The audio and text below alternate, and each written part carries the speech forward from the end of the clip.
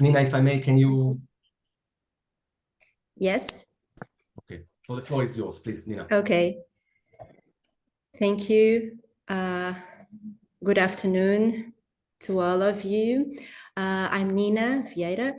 I am the regional representative of Portugal, and I welcome you to this session of our Environmental History Today seminar.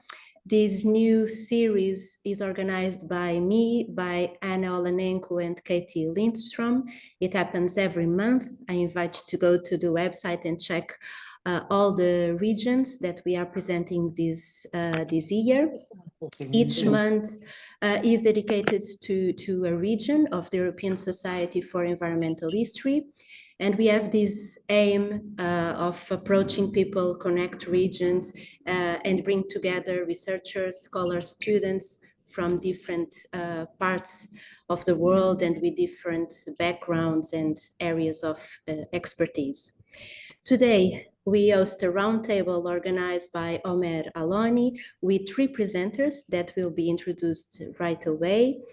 So I thank you very much for your participation, for accept this challenge. This session will be recorded for later dissemination in the Society website. And I guess with no further delay, I give you the floor, Omer. So, Nina, really. So, just I won't put you on mute, but I'll put just on, so we won't have any background distortions and so on. So, thanks a lot, Nina. Many thanks for your great assistance and patience, and thanks for supporting this initiative and creating this initiative and assisting us creating this panel, which I'm really looking forward to hear more from our great presenters and scholars. So I thank you, of course, Anna and Kathy, and also the support of the ESEH, the Regional Council, and also the board for supporting, creating, and running this wonderful series of seminars. So it's a great idea, and I'm really happy to be able to contribute a bit. Mostly the contributors are Anat, Roy, and Sleman. So before just briefly presenting our 3 speakers, and then they will have the floor in order to present their studies, and then we can discuss them in a certain Zoom or online roundtable. And I also I would like to thank Sharon, who is also the founding father to a certain extent of the Israeli Forum for Environmental History, and the one that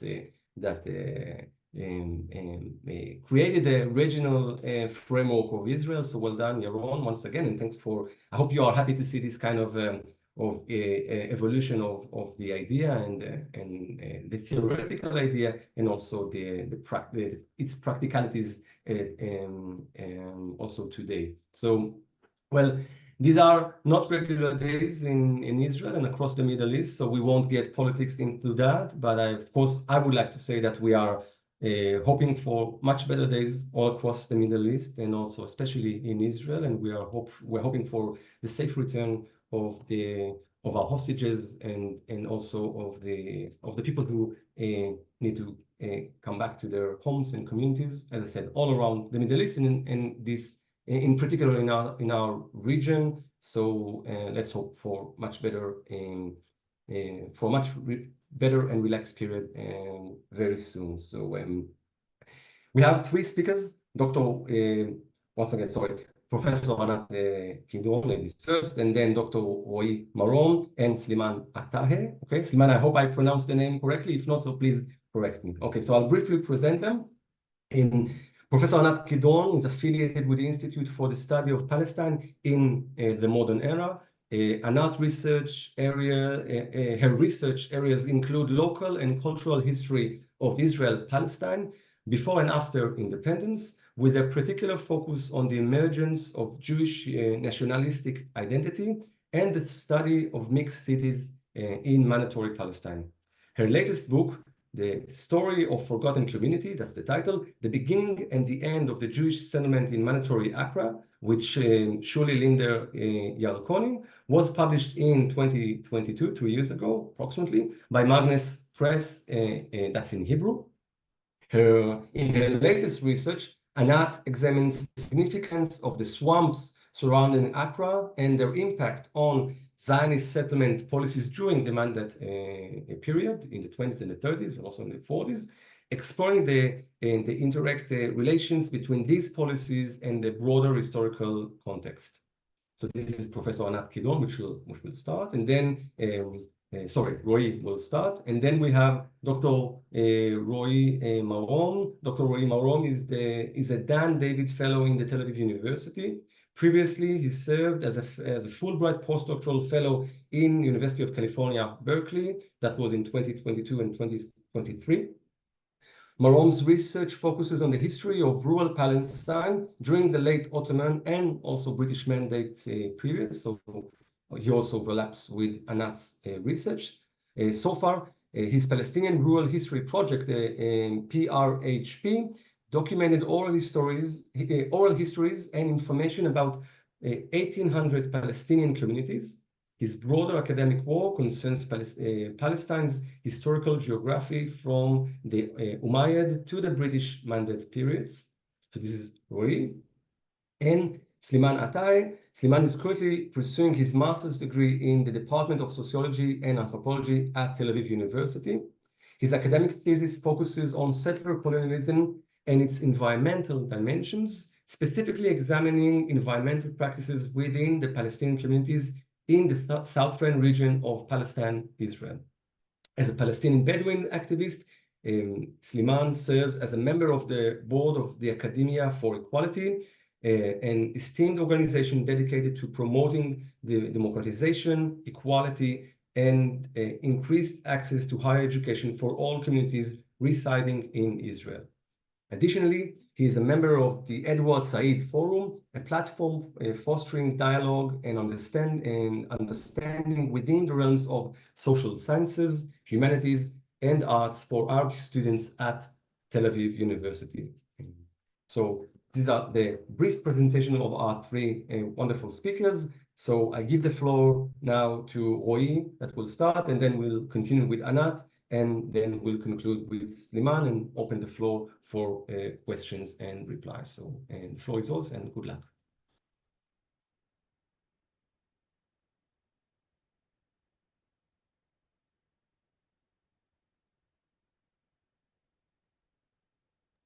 Yes, let's hope the technology will be on our good side today. So do you see the screen, or is the screen being shared? Yep. Yes. Okay, so just let me put it on presentation mode. And let me tell you, first of all, good evening, everybody who found the time to attend our session today.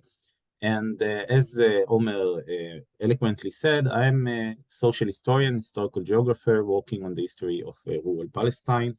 And my studies really focus on the bottom-up histories of people and landscapes which shape this small corner of the Levant or the Eastern Mediterranean. And today I want to speak with you about people and forest in Ottoman Palestine, and do this through an ethnographic sketch of a landscape transformation in a particular region of the country called the Sharon Plain, which is the central part of Palestine's coastal plain, and in particular, a region known locally as the Ghaba, that is the oak forest of the Sharon. So just to give a hint where we are, this is a modern political satellite image of Israel-Palestine, and you can see this specific region, which was my area of study in my doctoral thesis, which was a basically historical geographical one, examining the history of settlement in this part of the western side of Jabal Nablus,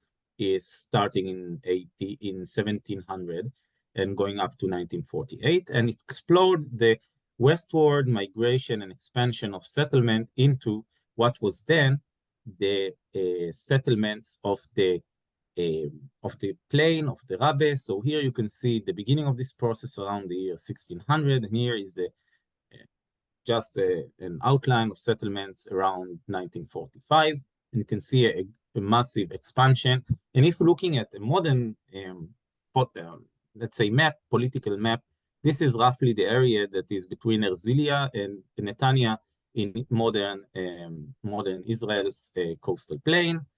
And let's start, first of all, and say a word about the Great Oak Forest of Sharon. Here are a few nice illustrations.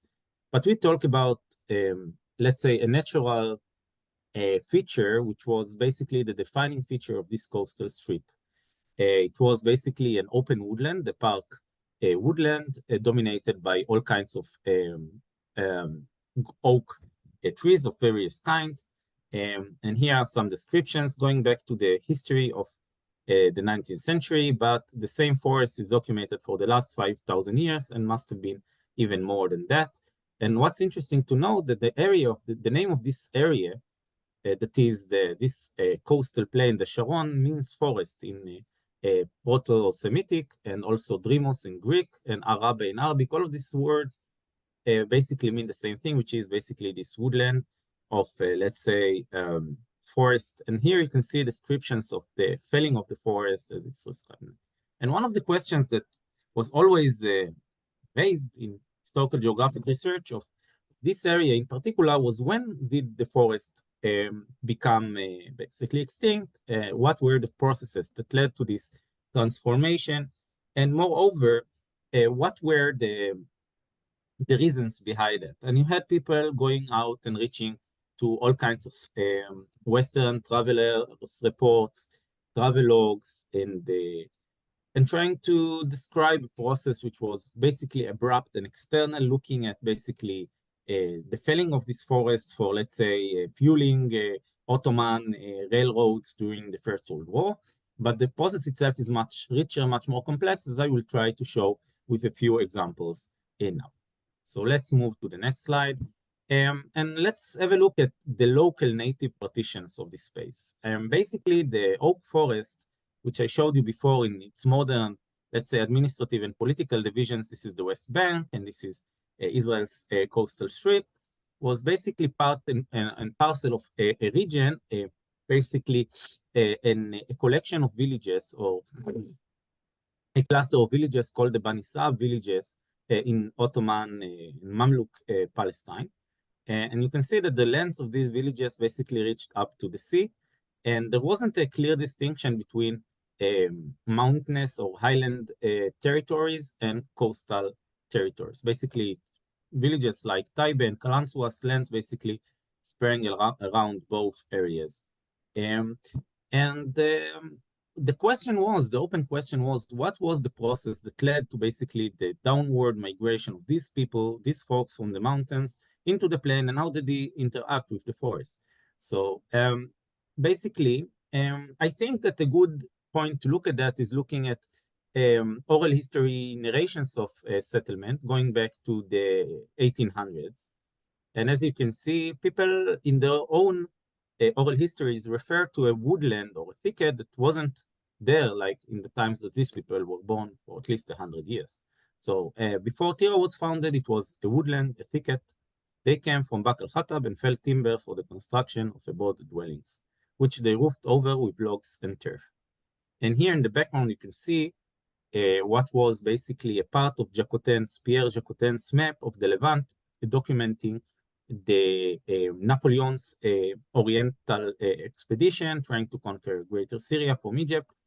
And you can see already a mentioning of the forest also in the cartographical representation, but also in the memoirs that accompany these maps. And if we move forward 70 years or so, we can see that the British survey of Western Palestine, an expedition that was sent for intelligence purposes, but also for biblical archaeology and research, basically mapped what is presented, at least on the maps, as a basically coherent forest spanning the same area that I marked in the maps above. When I went to the archives of the Palestine Exploration Fund in London, I actually found out that this region was described on the field drafts as an open park or open woodland, while all of this area was marked as shrubs and bushes and scattered trees. And basically, the real forest was basically limited to this area in the 1870s. This is not our point of examination, but just to show you that it's very important always to go back as far as we can to the original drafts, and there we can find a lot more information than what is provided by these, let's say, printed maps. And this can also be seen even in this photo, where two different sheets combine in a very incongruent way. For this example, this area is mentioned as scrubs, and this area is mentioned as forest, and you have a very thick boundary between both areas. Looking at local archives, we do find reference to the Rabe in the land sales and land registration deeds. For example, this one dated to 1871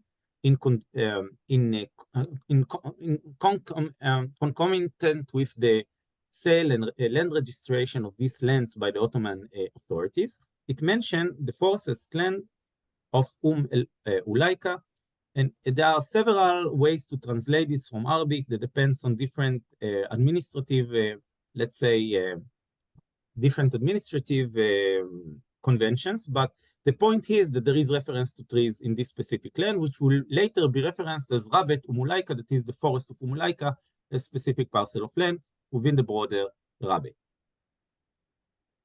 This is one of the last surviving oaks, and another picture that shows the partitions of the Rabe. But let's follow the historical background of this issue. First of all, the Rabe, this forest was claimed by the mountainous villages of Bani Sab, and it was partitioned early on into village common lands, utilized on a seasonal basis for grazing and felling of trees, and also for the establishment of khirbas, that is temporary habitation, that over time became fixed and became permanent dwellings. And while the most detailed evidence of this system is laid, dating to the British Mandate period in cadastral maps, Ottoman cadastral registers and local sources that I discovered during my studies allowed us to retrace this process of partition of the forest into 16 different shrubas, that is 16 different separate parcels of land, being as far as 35 kilometers from their home villages, that were assigned to each and every village in the highlands for agricultural reasons. And this was, of course, in tandem with the Ottoman reforms of the Tanzimat that aimed to improve administration, governorship, and basically the control of the country, of the empire, over its demographic and land and agrarian resources.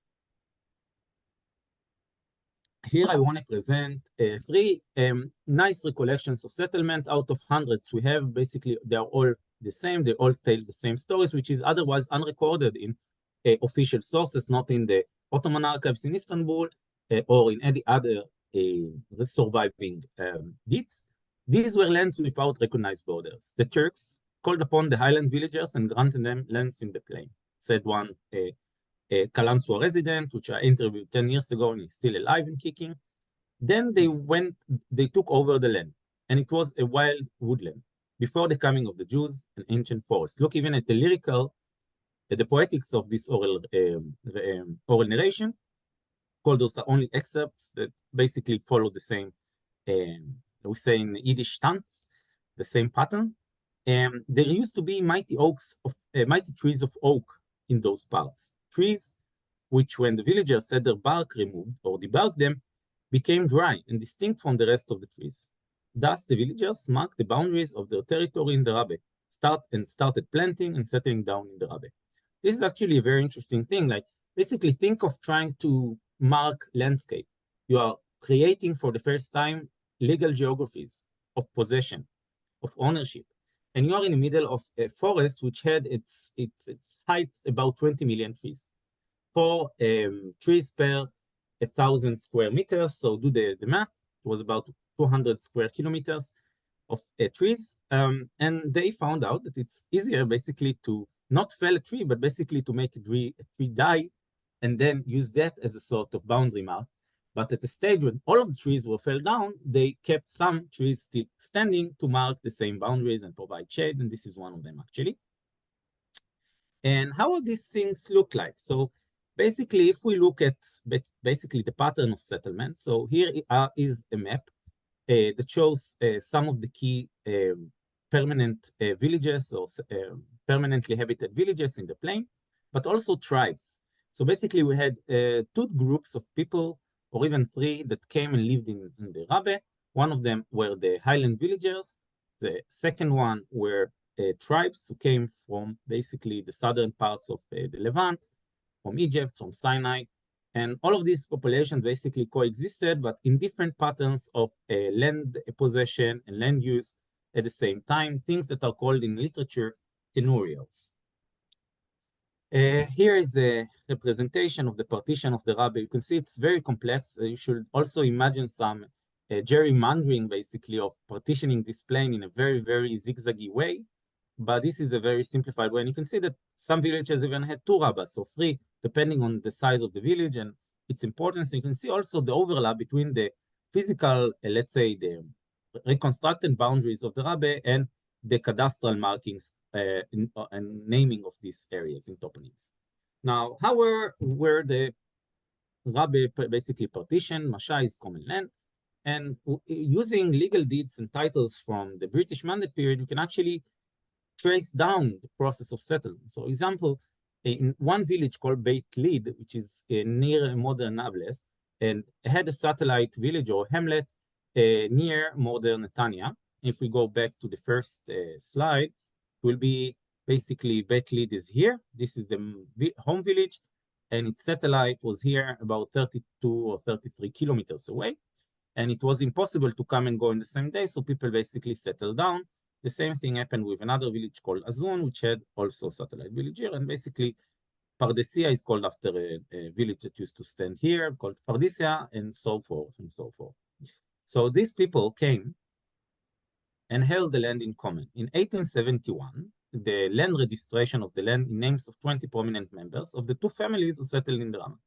This led to effective division of the common land according to place of residency without relinquishing legal rights. Now, around 1900, some lands was acquired by notables from a town called Anabta, and those brought subsidiary tenants from another town, and this led to outstanding legal disputes throughout the British Mandate period. Who was the owner of the land, who had rights to live here and basically to sell the lands to Jews. Another example of settlement is a native division of the land. This is, for example, a map of the village I mentioned before called Khirbet Azun, which is modern Ra'anana today in Israel. You can see in preparation for the sale of land to the settlers of Ahuzat Zion, Ahuzat America, excuse me, established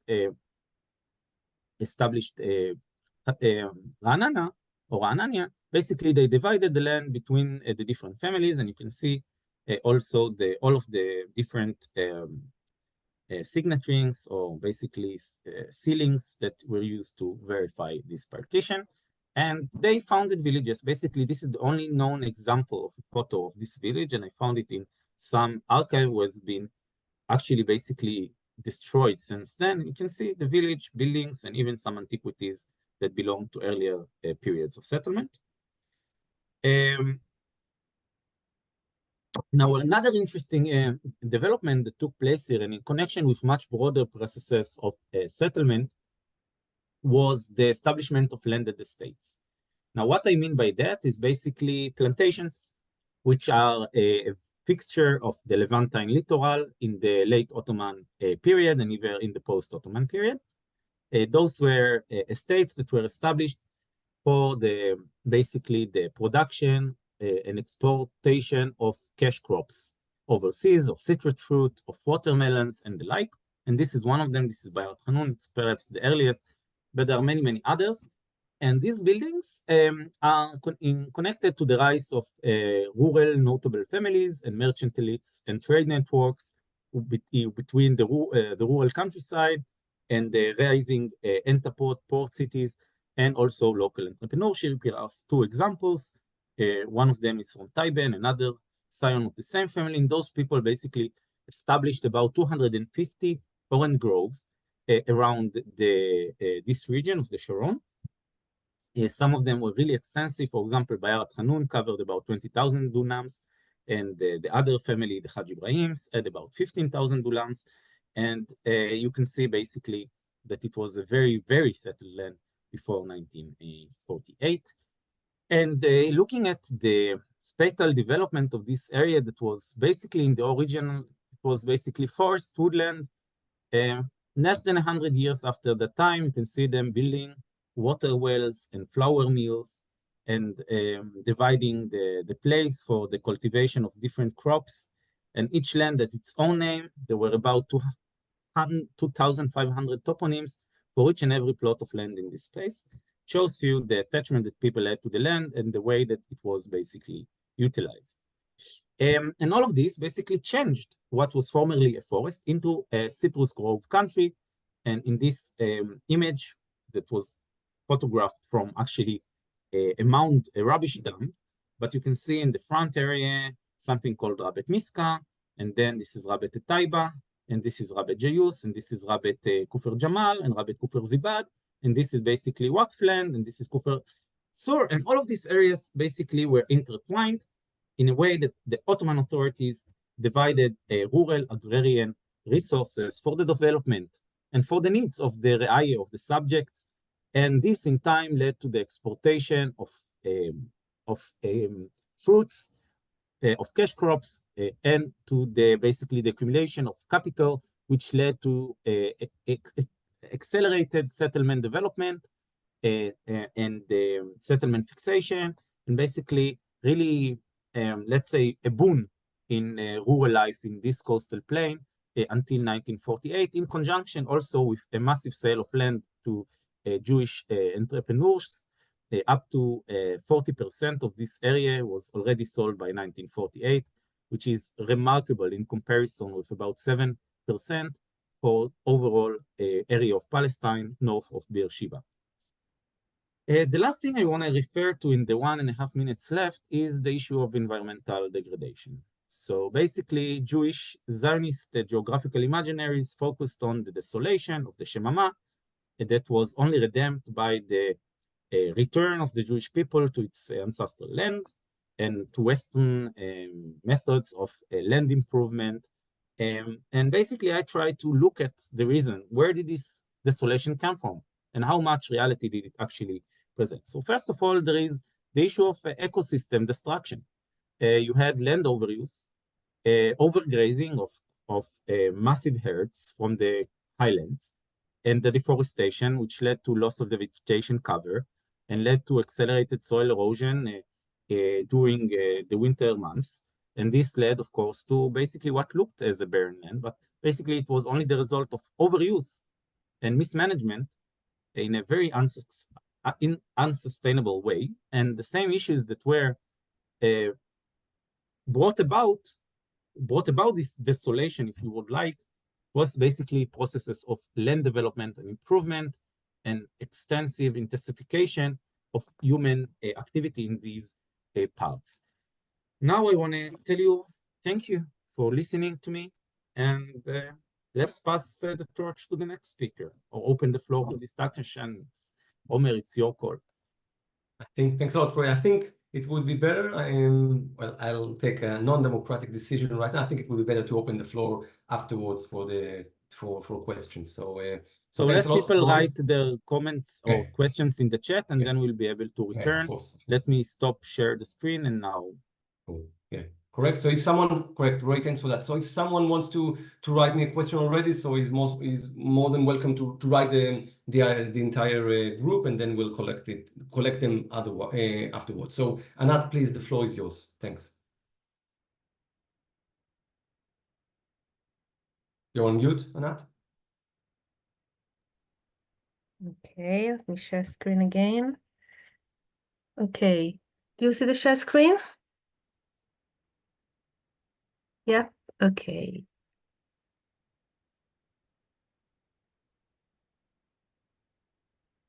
Okay. Okay, so good afternoon, and again, thank you for joining this panel, and Omer, thank you for organizing this panel and inviting me to join it. As you said, I'm going to talk today about research that I conducted with Dr. Shuli Linder-Yerkoni, and that research focused on the city of Acre and its surrounding, but it included the second largest swamp in Mandatory Palestine. It was the Undrained Swamp. And it was very surprisingly to us to find out that this swamp remained undrained until after the establishment of the State of Israel. And here you can see it on the PEF map. The swamp is situated at the northern end of Haifa Bay. You can see it here. This is Aker.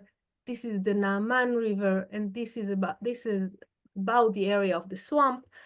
And the Haifa Bay has actually within the area 2 perennial streams that flow across. Again, the Naaman, but also the Kishon River right here to the southern edge of the bay. The bay shores are characterized by sandy terrain with a series of dunes extending 5 kilometers eastwards from the east, and consequently, this landscape created 2 major swampy and very malaria-stricken centers within the very largely small bay, the Kishon to the south again, and the Naaman to the north. And the Naaman swamps were about 2,000 dunams to its north.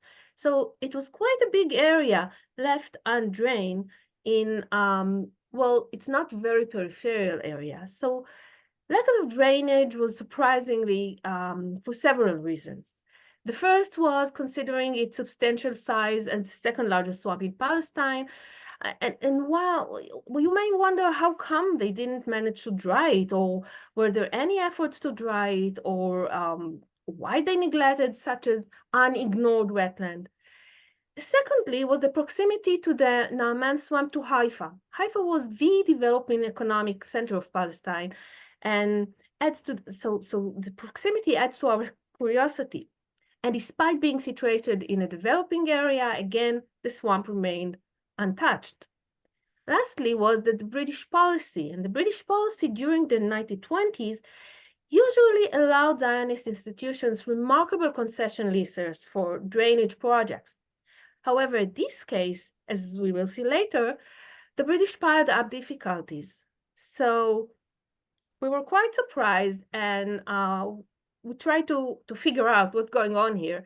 So before I try to offer some answers, I would like to take a moment to understand the concept of swamps, what we're talking about when we're talking about swamps. So ecologically, swamps are flooded lands. They're subject to seasonal flooding. They often associated with diseases, and excuse me for saying, very stinky air. However, culturally, swamps were viewed as mysterious, as threatening places. It's contrast to the concept of reflecting the broader modern worldview of the need to controlling chaotic environment. Hence, in Europe, swamps were sometimes even associated with hell itself. You can see here Gabriel Palestina version for Dante's Hell. And well, I don't know about you, to me, it looks like a swamp. Practically, the treatment of swamp is divided into 2 different channels, utilizing the land of settlement or for agriculture. Also, addressing health concerns, particularly malaria.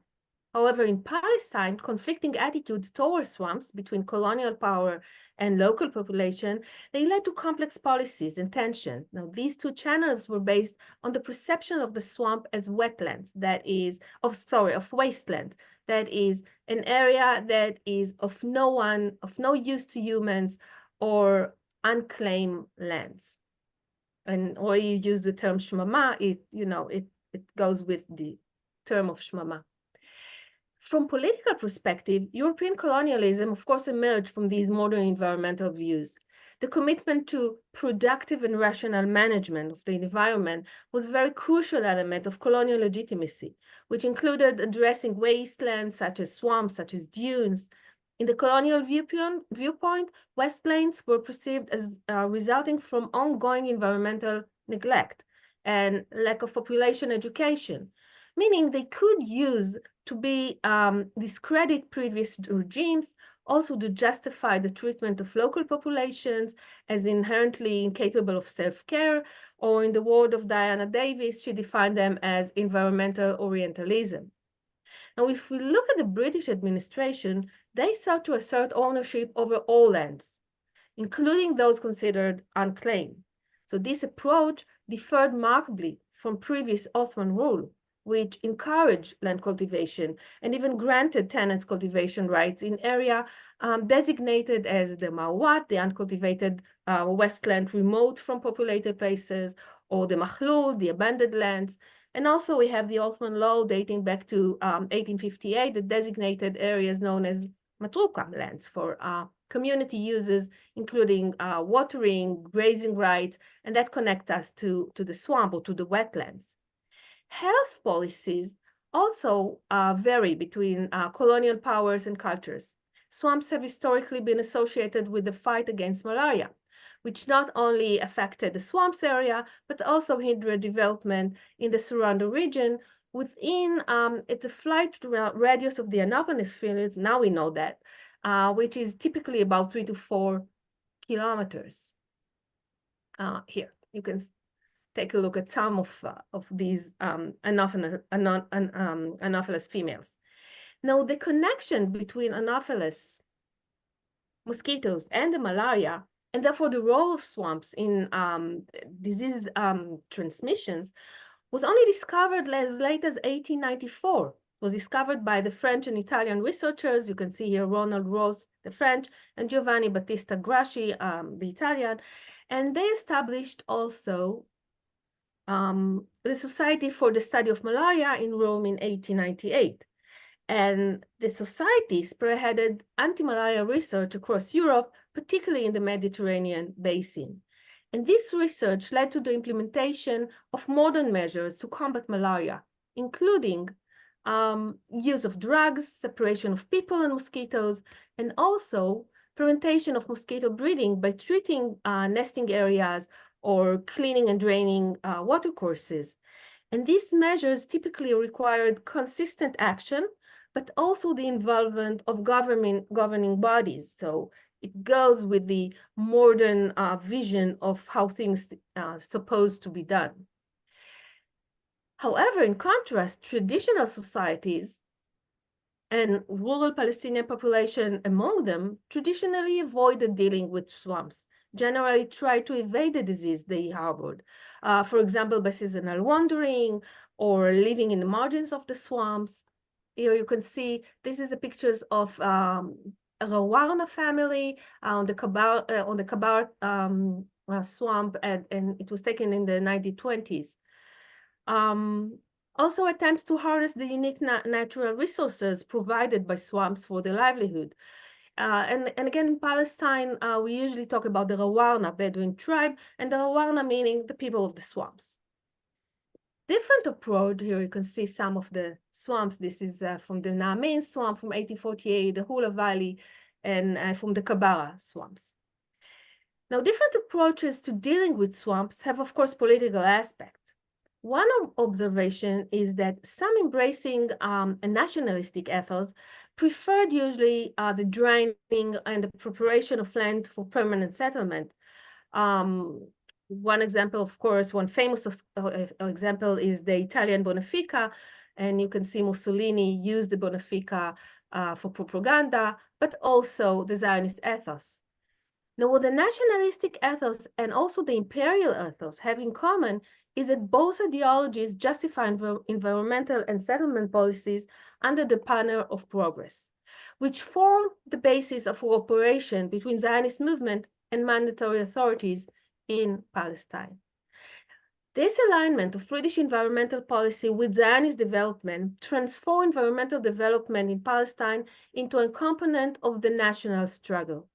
The discrepancy between informal local laws and formal British legislation was apparent across all the colonial lands. But in Palestine, legal dispute over grazing, over cultivating rights in wetlands, as well as the use of public water sources, they all became national issues that reflected not only native resistance to colonial rule, but also the exasperated of Jewish-Arab national tension. Now, the underlying argument was that European views on environmental management and land use did not align with those of the local Palestinian population, and European views were addressed, of course, as both British and Zionist. As a result, efforts against malaria in state land, while excluding complete drainage, became political flashpoints. Measures such as shifting flow gradients, digging drainage channels, or also spraying or oiling water against mosquitoes, they were all met with resistance due to their potential harm to fishing, to grazing needs, irrigation, but also their nationalistic image or symbolism. For instance, the 1922 Malaria Act provoked protests across the country and caused damage to drainage channels. In nearby Transjordan, however, extensive anti-malaria efforts led by the same civil servant was the Colonel J.W. Sharon, who headed the health department in Palestine and in Transjordan, but in Transjordan, his efforts were successfully carried out by 1926 with the willing cooperation of local residents. So different political picture arise for different political environmental attitude. Palestine in the early 20th century was a land of wetlands and malaria, with approximately 180,000 dunams of land considered swamps. For the Zionist movement, this area represented land reserved for future settlements. Zionist policy directed its energies to purchasing large plots of land, including those on the outskirts of swampy region, implementing anti-malaria efforts, whether the land was owned by the Arabs, it could be purchased, or under the state control. And those of you who are familiar with the Zionist and settlement, or the new Zionist settlement, you can see the similarities. This is it's not a good map, but this is the anti-malaria, Jewish anti-malaria operation in Palestine. This is a map of wetlands, and you can see the similarities for the Zionist and settlement. However, for mandatory authorities, they faced significant constraints. They were required to justify the regional management to the League of Nations Permanent Mandates Commission, but also the colonial office back home, and additionally operating as mandate regime and not as pure, good old colonialism. They were limited economically. So balancing these constraints with the conflicting interest of promoting European-style progress and maintaining governmental stability, this was quite a challenging thing to do. So development in Mandatory Palestine emerged as product of intricate political negotiations and evolving power dynamics among various factors within the mandatory administration, as well as between mandatory official and both Zionist and Palestinian leadership. Moreover, development was influenced not only by local economic political factors, but also from shifting British interest in the international stage, again, because they were bounded to the League of Nations. Now, after this long introduction, let me introduce to you the Undrained Swamp, and I call it the Belos marshes here because historically the swamps were called the Belos. It's called Kurdani in Arabic. And the Kurdani River, or the Naaman River, is the smallest perennial stream in Palestine. It's running only for 12 kilometers from its headwaters to the sea. But the area surrounding the river characterized by shifting sands, which combined with the river's flow rate often cause blockage and deviations in its natural courses, and resulted in the local nickname for the river that the local people called it the Crazy River. But it also resulted in the formation of swamps south of Acre, spanning, as I said before, over 2,000 square kilometers, mainly on state land.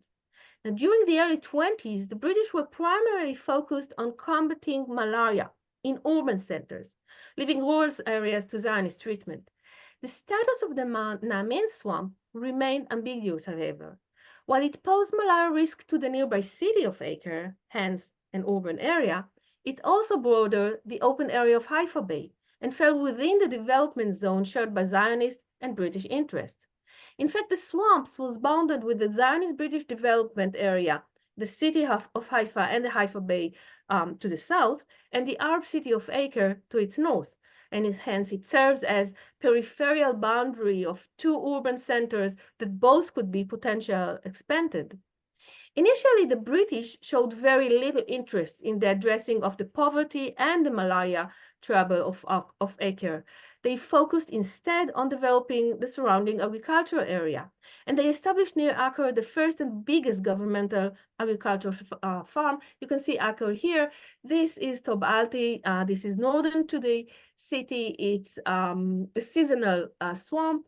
And you can see the agricultural area, and here is the farm. You can see the farm also here.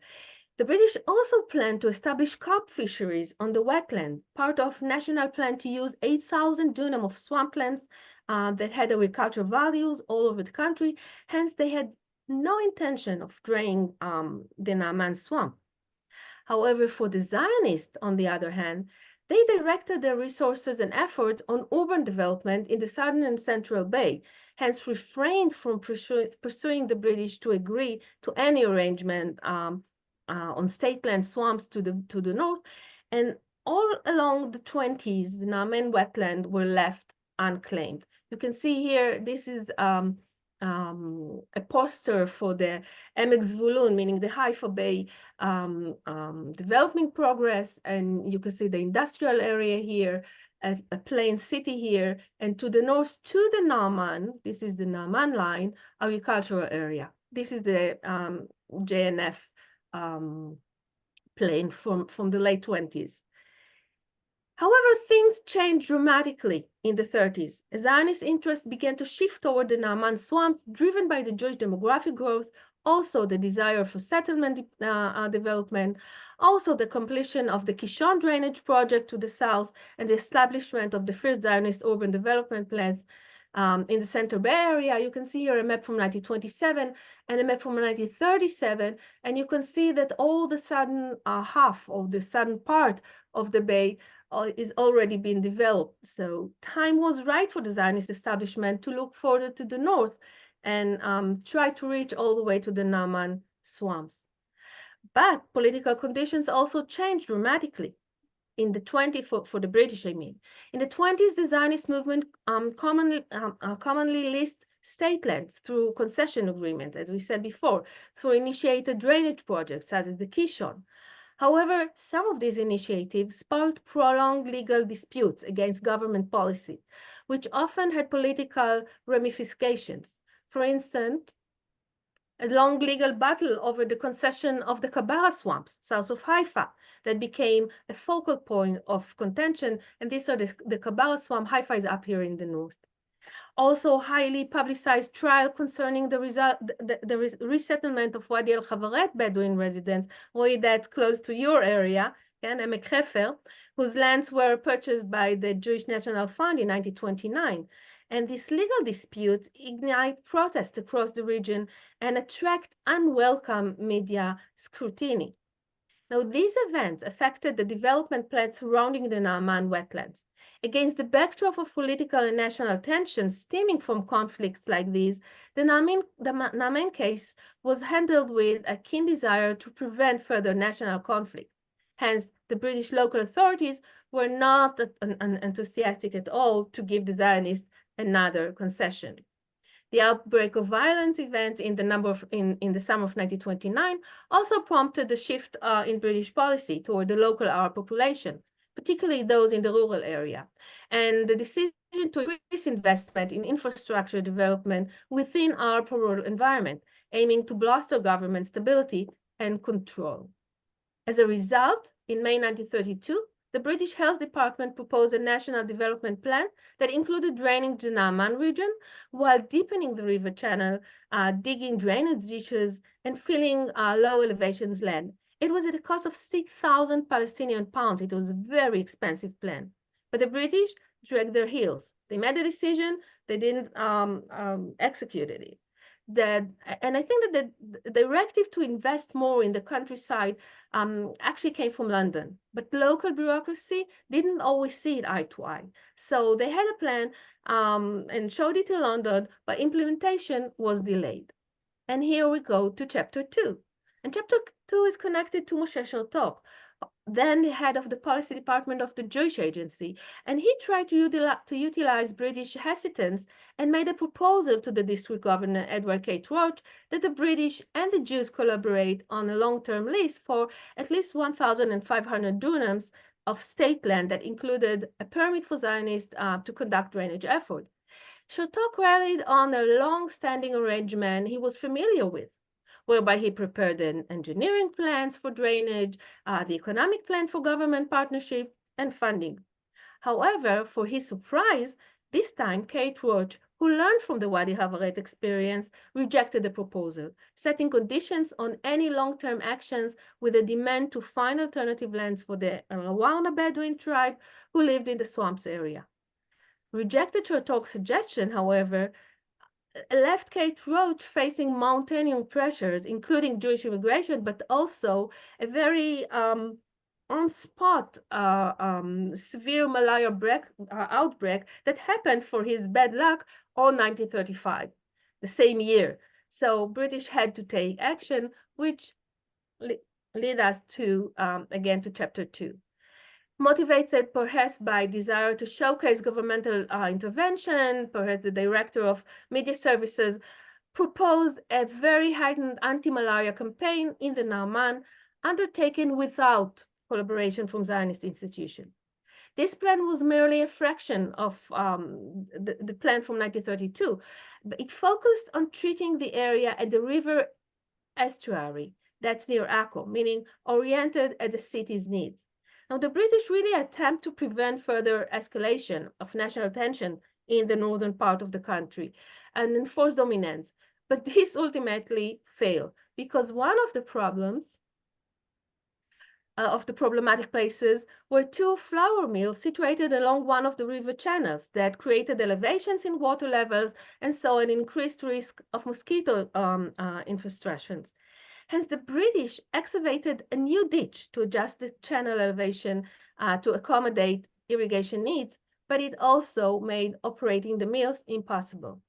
Now, these mills had not been operational for years due to the advantages of mechanical mills. So you can ask, okay, so what is the problem and what's the story here if they didn't work anyway? And you are probably right, unless these flour mills were Waqf assets. And any change to the river course provoked outrage from the Supreme Muslim Council. So we're going from a very local dispute to a national-wide dispute with the Supreme Muslim Council involved in it. And Kate Roach actually rejected Waqf claims, but he was mindful of the political sensitivity, and he recommended to the chief secretary, at that time it was John Hathorne Hall, that compensation be awarded to the Waqf Authority as gesture of conciliation. And this leads us to the last chapter, chapter 3, that by December 1937, the Health Department again brought up the issue, this time including plans to fully drain the swamps and fill the boglands.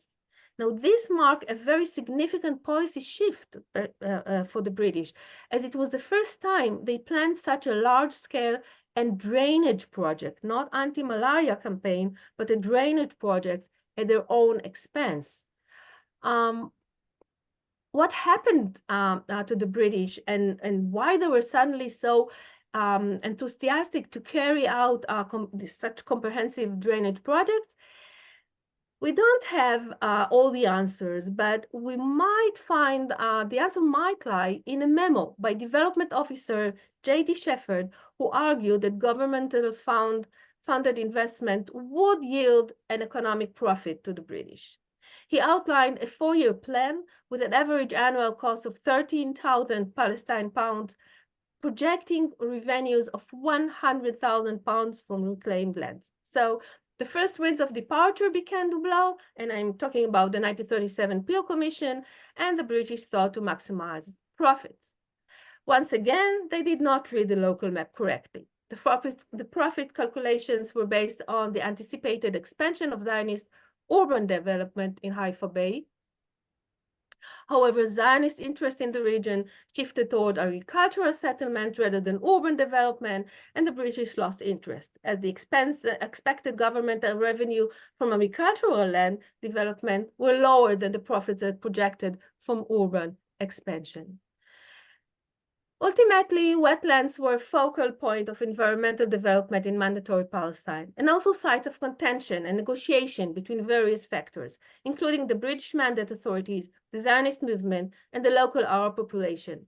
Changing pressures led to complicated environment policies, and I think that the story of the Naaman Swamp, being one of Palestine's largest swamps, geographically and economically unique, but still remained undrained the whole period, I think that this story provides an opportunity to look into this complex interplay of political, economical, and environmental factors that shape the development of mandatory Palestine in the 20th century, perhaps in a less dichotomy view than we normally used to. Today, most of the swamp no longer exists. However, as you can see here in the pictures, a small part of it has been designated as a nature reserve.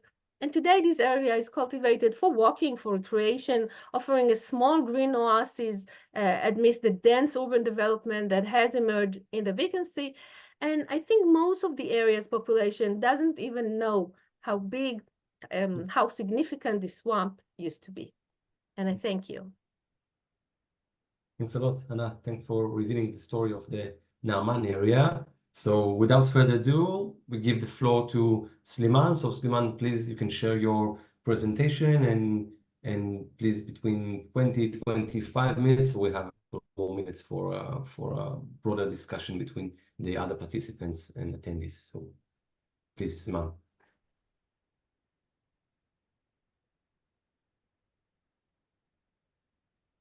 You can see my share screen? Yeah. Great. So I'm so happy to be here today, and today I'm gonna present my research proposal, my master degree thesis research proposal that I'm submitting these days. So I'm happy to be here. And my study aims to address the effects of environmental policy and the Bedouin Palestinian communities in the Naqab in the south of Israel, Palestine, and with a specific focus on its impact on their lives. The objective is to analyze the various ways in which policy affects their lives, the Arab Bedouins' lives in this region. So before I'm starting, I'm gonna do as a quick background about the Arab Bedouins in the Naqab. Wait, you see my... We can see the first slide, Sleman. I'm trying. You should stop share and then share it again. Yeah, that's what I'm going to do.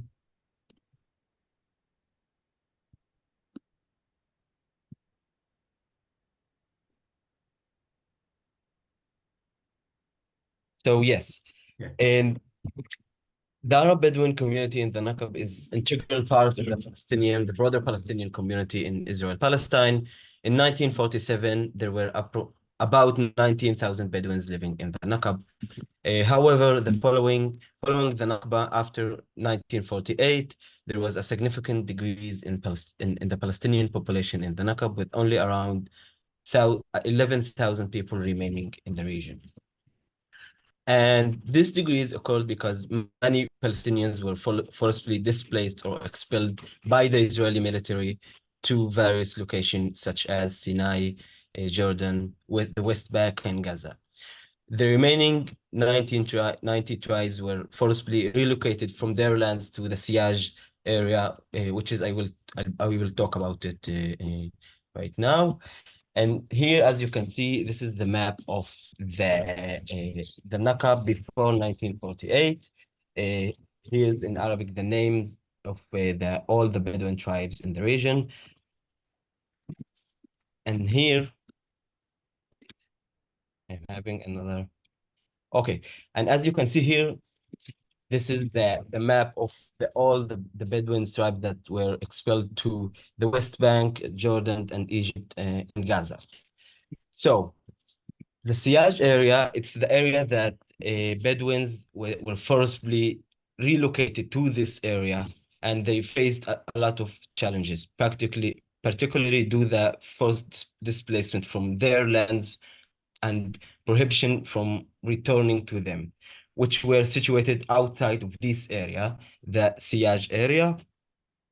Furthermore, the land in this area was a lot fertile for agriculture compared to other areas outside of it. So it presenting additional obstacles for Bedouin communities, and the mobility of Arabs was restricted within this area. So Bedouins were not allowed to move freely to Beersheba or another Jewish towns or settlements.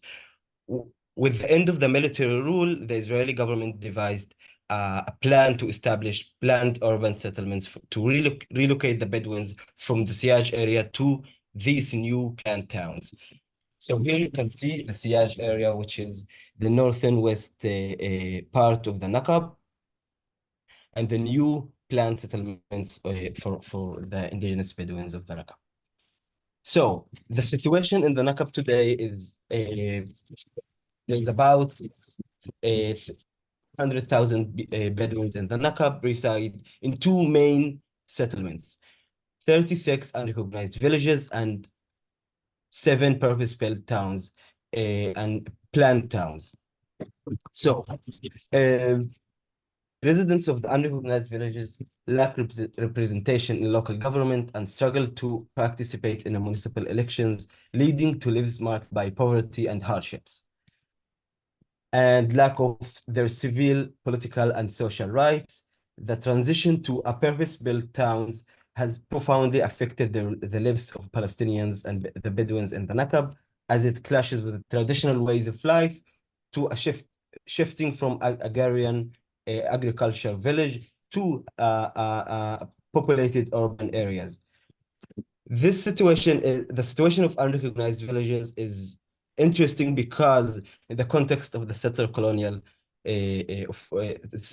context of Palestine, Israel, these villages are most of the lands held by Palestinians before 1948 today is under the state ownership. But the struggle in the Naqab is still ongoing, with unrecognized villages remaining despite the lacking of official recognition from the state.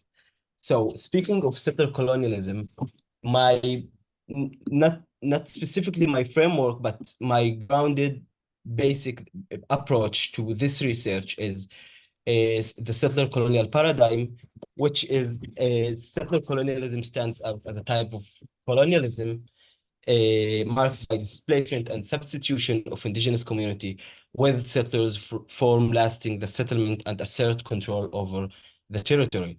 Unlike a single event, settler colonialism is seen as an standing structure enduring across generation. It involves the erasure of native society, the establishment of a settler society on land taken from indigenous people.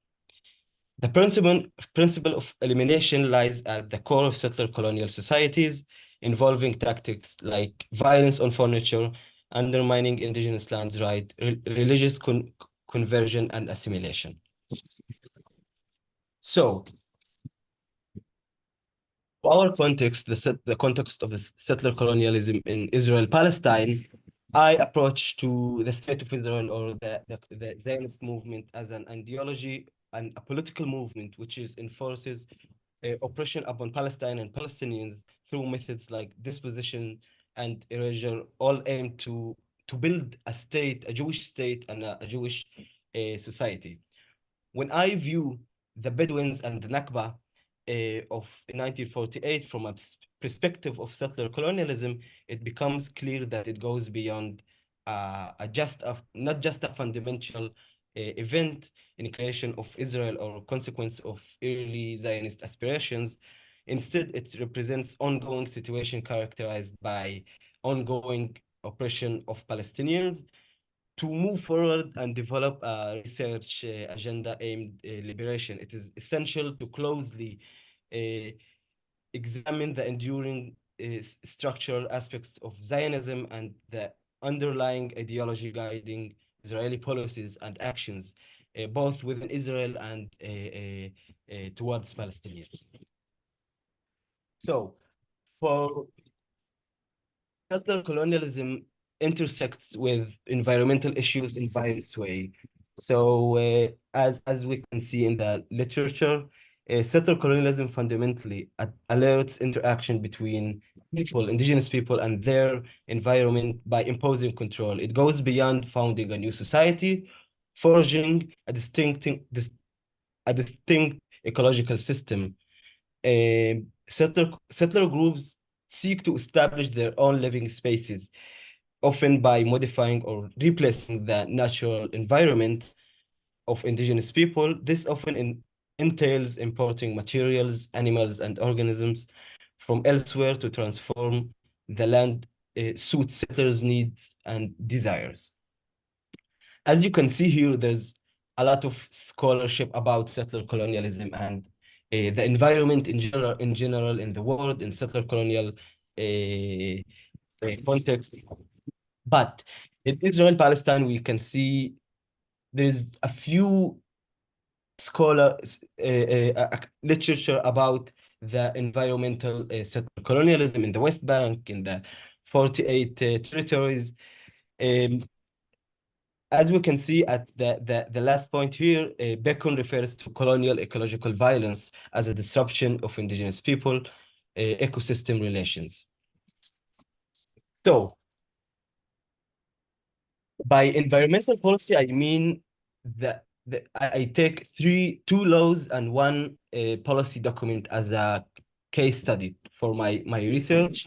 The first one is the Planning and Construction Law. It's a law designated the SIAJ area, the area that we talked about it at first, as agricultural land, making it illegal to build their houses. As a result, the Arab Bedouins who lives there, who sought housing, were unfairly labeled as law breakers.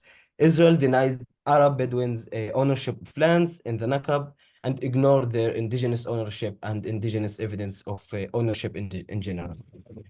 The second law, the second environmental law, is the Black Goat Grazing Law, prohibits people from raising goats and animals outside their own land. But Bedouins in the Naqab region have small plots of land mainly used for growing winter wheat to feed their animals. So they follow the old tradition, taking their herds to the desert, finding and grazing area just like their ancestors. And the last one, it is a GNF afforestation document policy, and it is a collection of sources related to the GNF Kakal afforestation policy and its rule in Israel and the region. Specifically, in my area, in my case study, which is, I will be talking about it later, in the north of the Naqab. My case study is Wadi Nam. Wadi Nam is the biggest unrecognized village in the Naqab. Not officially recognized in the Israeli maps, and it is a population around 13,000 people, consist mainly internally displaced people, forcibly moved by Israel in the 50s to these lands and establish a new village in the SIAJ area. So in general, living in unrecognized village presents a lot of challenges, including absence of planning streets, adequate housing, essential public services. But these difficulties were warned by the village proximity to Ramat Hovav industrial complex, with home for 14 factories and 3 waste facilities.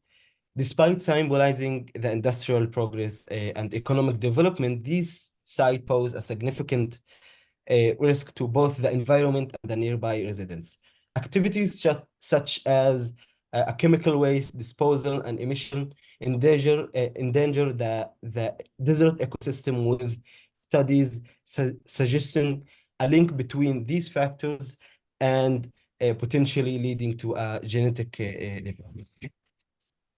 So the industrial complex, which is near Ramat Hovav, the biggest unrecognized village, its origins back to the early 70s, when the outline plan for Ramat Hovav was approved without considering the Bedouins who lives beside the new complex. So, navigating environmental settler colonial justices, residents of Wadi Nam face a challenging dilemma: tackling environmental and settler colonial injustices while also safeguarding their ancestral land and heritage. On one hand, moving away from pollution factories could protect the well-being of the future generation, but it may also undermine the ongoing efforts to recognition and the land rights. This dilemma underscores the complex interplay between demands of the past, present, and future generation for justice, illustrating the difficult position of Bedouin communities torn between honoring the memory of previous generation and ensuring a better quality of life for the current generation and the generation to come. So I have this.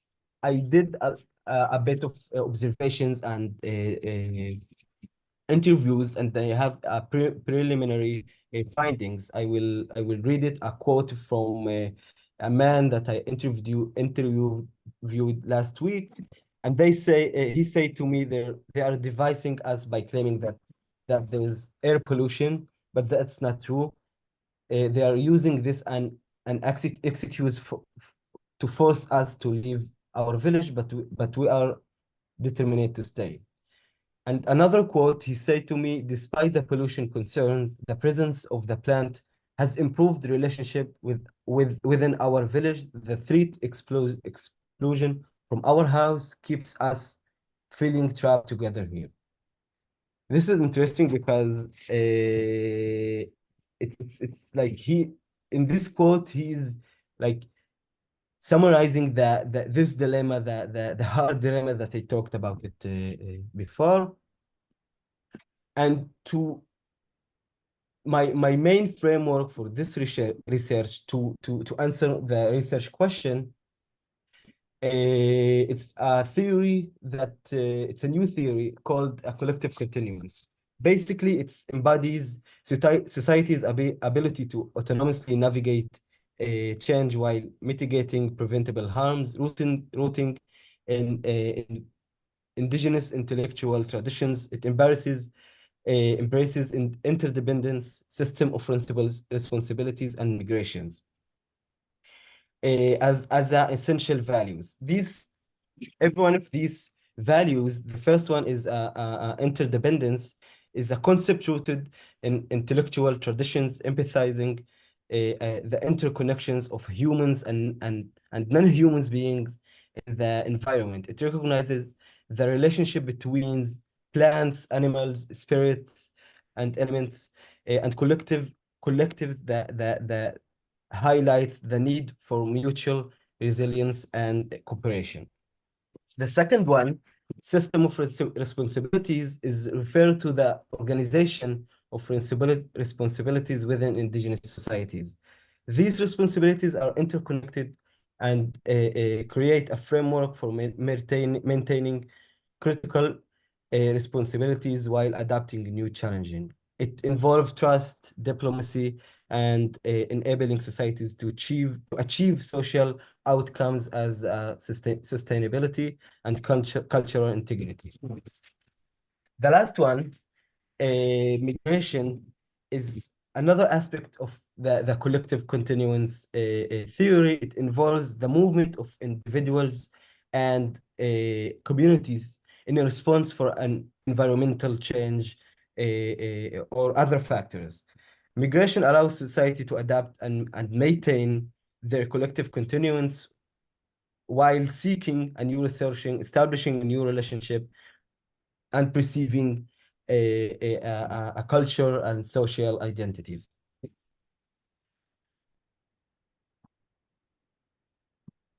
And these concepts are interconnected and contribute to the value of collective continuance. It provides a framework for indigenous society to navigate change and maintain their self-determination, as I said before. My research aim is to explore from a sociological perspective a particular aspect of how settler colonialism damage the environment or commit environmental injustices by violently disrupting the connection between Bedouins and the environment. This aspect focuses on the strategic efforts of settler colonialism to weaken the social resilience of indigenous communities as autonomous groups. And I think that's it. Thank you for listening. And okay, thank you, Sleman.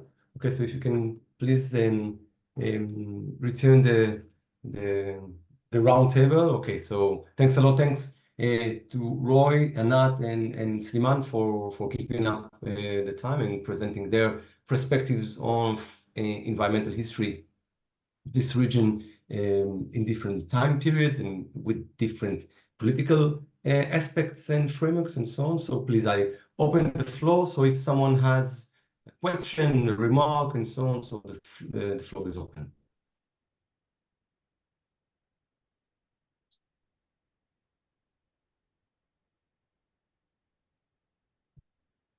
If not, I mean, in order to motivate a little bit, so if I may take a certain privilege, so I'll try to raise two different questions. So I enjoyed 3 presentations, and I have one to Roy. So we have a couple of more minutes. So Roy, if you can tell a little bit more about, because you talked about you gave the idea, you present the idea that the very interesting idea, which I wasn't familiar with. So that, for example, Roy, can you hear me, please?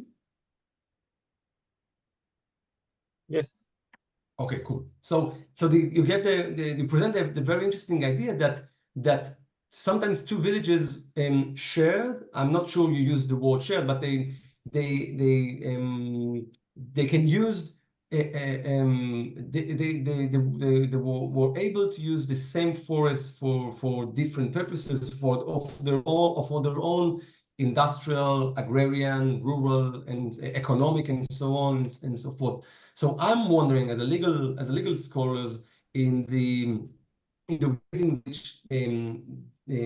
ways in which this kind of economic cooperation was reflected in law. So, for example, were there disputes or were there certain legal arrangements that allow or enable to different communities to exploit natural resources to a certain extent? Because we are familiar, unfortunately, that when we have a common, so different communities or different individuals try to exploit, and then we have legal arrangements or mechanisms in order to solve this kind of issues or practicalities. So this is the first question. So and if I can also raise a question to Anat. So Anat, that this was also very interesting. So I would like to raise a certain, I mean, you talked about the League of Nations, and you described the way that that both the Zionist movement and the British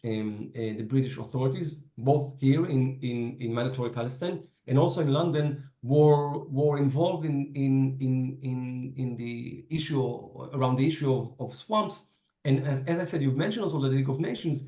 But the League of Nations was also involved on the international arena, on international level or dimension in an international campaign for rural hygiene. So this is an issue that I'm focusing in my own research on the League of Nations, and we know that the League of Nations was intensively involved in rural hygiene campaigns in Eastern Europe in the late 90s in the late 20s and the early 30s. And another even bigger campaign in what was called back then Far East or Southeast Asia. And the League of Nations was very occupied and very concerned by the ideas or the concerns that epidemics and sanitary issues and sanitary problems will emerge from peripheral areas and then threat or put in risk other urban centers in the West and also other urban areas within these peripheries, so both in Eastern Europe and also in Southeast Asia. So I'm wondering whether or not you can see also the ways in which the campaigns or the motivation of the League of Nations is also being reflected in the Naaman and also in the swamp policies around Mandatory Palestine. So thanks a lot. Yes, would you like me to begin? So first of all, thank you for your question. I think it is a very good and interesting one because it touches upon the complexities of legal geographies and the use of land, which are often ignored in in environmental studies. So the notion of the NURIALs, that is land use regimes, has quite a developed, basically developed set of rules or conventions in Ottoman or the Sharia law on which it was based that distinguishes between what we will today consider ownership and possession and use as three different categories, which grant different rights of access or privileges or enjoyments from the land. So, for example, yes, there were cases in which multiple tribes used or villagers or villages used to share the same land, but they use them in different seasons for different reasons. For example, the Bedouins had the right for, let's say, grazing and pastures and felling of trees for basically self-consumption, if you can say so, basically as fuel, but not to seed the land. They couldn't sow the land, but they had the right, for example, to graze after harvest or to drink from water wells or to camp on it. While, for example, villagers had the right to sow, but they had to pay land taxes, which the Bedouins were exempted from. And of course, there were disputes for what was basically state land and not private ownership, which is mulk in Arabic. But the Ottoman authorities, as part of their own way of standardization, of controlling space, of demarcating lines of administration and control, they allotted each and every one of these villages, mountain villages, which had traditional customary rights to the Rabbe, designated areas in order to solve these disputes and to promote what they considered land improvement within their own boundaries. What in time, this led to various types of engagement with the land. Some villagers went and settled there, others came only on a seasonal basis, others more even just rented it out for Bedouin tenants, or even sold the land outright to basically absentee landowners in Beirut or in its dependencies. And in time, those lands, or most of them, went and got sold to Jewish entrepreneurs, which in turn facilitated the construction of Jewish settlements in this region starting in the late 19th century. So just a quick question, if I may. So no, but first we'll so we'll take your own question. So I'll just read out loud, and then Anat, if I may, you can also thanks, Roy. You can also relate to my question. So your own question to all the three speakers. In your studies, did you find a sort of regret by anyone after the landscape was changed? So so please, so Anat, if you can relate also to first to your own question, then to my own question, then we'll move to Sleman and Roy, please. Okay. Yaron, I didn't look for any regrets, so I didn't find it. I know the Naaman area was in a negotiation between the residents to the British government and then with the State of Israel, and continue until the 60s and the 70s, and it's still sometimes a problem. I mean, the swamp does not exist, but mosquitoes and it's an inner political story about the kibbutzim against their own movements and the kibbutzim against the labor movement, because nobody really wanted even the kibbutzim to settle there. So it's a very complicated area, and I can't answer this in a minute. I'm sorry. And Omer, I was waiting for your question about the League of Nations, of course. And of course, the League of Nations, even today, when the United Nations, even today, is really very involved in the fighting the malaria and the combat of and the worldwide malaria combat, especially in Africa and the Far East and so on and so forth. But we're talking about two different wings, two different committees of the League of Nations. And the mandatory government really worked with the League of Nations in terms of malaria combating, also with the Rockefeller Foundation, and they were here in 1925, and they also worked with the League of Nations. I mean, the same. It's actually the same combat. It's the same effort. But in the Rockefeller maps, the Naaman Swamp exists. It was just, of course, we're gonna treat it. Of course, it's very important. It's just waiting for the right time, for the right thing, you know. So they say they're gonna treat it, but they never did. They said that it's gonna be very soon, yeah, but they never did. You know, this kind of treatment. But the other wing that the Mandate Commission of the they had different political and contributed political interests, because for the 30s, for example, they were more interested in bringing Jews from Europe to Palestine than of environmental issues. And the main stress between Mandate Authority and the League of Nations during the 30s was about this, because the Mandate authorities didn't want more Jewish immigration to Palestine, as the League of Nations Mandate Committee wanted it. It was a European interest, not a Zionist, not a Jewish interest. It was a European interest. So it's, again, it's kind of complicated and a mixed picture, but yeah. No, I fully agree with you. I fully agree with you that the League of Nations was not made of one skin, Yes. so you're right. I mean, there were different political rivals or different perspectives within the League, of course. So yes, and I think that when you talk about, we tend to talk about big political bodies in terms of one bodies, and it's not the same.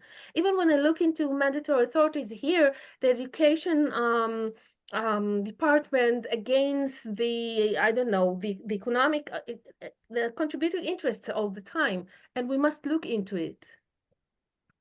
Thanks a lot. Okay. So Sleman, please, if you can refer to Yaron's questions, and then Roy. Again, what's your question? So I will read it out. I mean, so if you can trace, or I mean, once again, in your studies, did you find a sort of regret by anyone after the landscape was changed? I'm not. I just starting do my field work, so I just did a 3 interviews, and so no, there's no a lot of a really epistemological data of what's changed and what's not. Thank you. Ray, would you like to refer to Yaron's question? Yes, sure. So fortunately enough, I basically completed my study of the Ghaba, which I began basically today, 10 years ago. So it's a sort of anniversary starting my MA.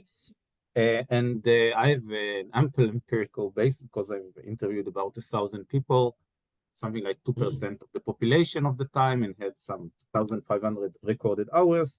And I think I don't know if there is a sort of a sorrow for the landscape change, but there is a nostalgia for sure. And there is also an amnesia, if you'd like, or unremembering, or forgetfulness, or forgetting of the bad things that were associated with landscape, with diseases, with malaria, all kinds of infestations. And we need to distinguish, let's say, between the Arabs and the Jews. Palestinians in general really regret not the loss of, let's say, the old landscapes, basically the loss of the homeland, the land, their possessions during 1948, what they call the Naqab. And also you can see reminiscences of people who are dementia, suffer from dementia, and they come in their last days in the hospital and they start to have hallucinations of the smell of the buds of the budding orange trees, citrus trees in the forest, what they call muskel Ghaba, the scent of the Ghaba. And you have, with regard to Jews, basically I think a lot of Jews do miss, let's say, the flowers, the nature that used to be there, the narcissus, like the daffodils that used to exist there, and that's connected with their own heightened sense of nostalgia to their childhood. This is the most that I can tell you. as far as I read the interviews or land settlement records, thousands of pages long, and people were asked about the relation to the landscape, I didn't notice so much of a regret for lost, let's say, landscapes, but I can tell you that somebody really regretted losing a vineyard that was sown in or planted in 1875, and it was basically covered over by dunes. So he did regret that. I'm not sure that he did so for, let's say, nostalgic environmental reasons. But that's to answer your question. Okay, thanks a lot. So before concluding, perhaps Anat, Sleman, or we have their own questions to each other. I mean, you don't have to, but if you have before concluding, so this is the time. I would like to ask Anat one thing. In the sources that you have read in Hebrew, in English, perhaps in other European languages, did you find any, let's say, positions held by the Arab side as actors to this discussion, what should they do with the Undrained swamps beyond, let's say, the general scheme of like basically holding on to the land and asking for reparations or compensation? And I would like to ask Sleman, or even just to think, how appropriate do you think that your paradigm, the colonial settler colonial paradigm, to analyzing land possession or land ownership in areas which didn't have this sort of notions? What they did have was dira, to the best of my knowledge, it's tribal territories, which isn't connected to land ownership per se. And while the tribesmen had the right and had the possibility to register titles to their land in the Ottoman legal framework, and after that in the British Mandate period, most of them chose not to do so. And when British came and Jews came to the Negev in the Naqab or Esaba, basically, because that was the name, nobody knew what the Naqab was before 1948, or it was barely used, the name was the Saba. They chose not to. They chose to. British and Ottomans and Jews came and bought the land and got title to the land. What you don't really see that much of an effort on the side of, let's say, Bedouins south of, let's say, the Jbarat area of, let's say, Kiryat Gat today. So I would really appreciate that comment by you. Thank you. Do you want me to answer, Omer? Yeah, please. Okay, so yeah, Roy, no, actually no. It was only well, the shorter version is no, and a bit longer version is oh no, because it was only the mayor of Acre who pleaded about this area, and he pleaded for the British government. I mean, he had no sources to deal with malaria outside the city. It was a very poor city, so he couldn't do nothing but plead.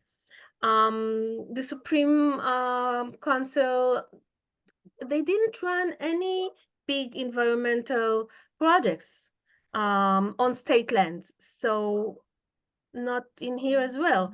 And also the private lands around the state lands were very fertile, not like in Jidro. You mentioned Jidro before, or even the Kishon, or even in Jezreel Valley, where there were, you know, we're talking about the Effendis, about the Boosters family and the Twinny family.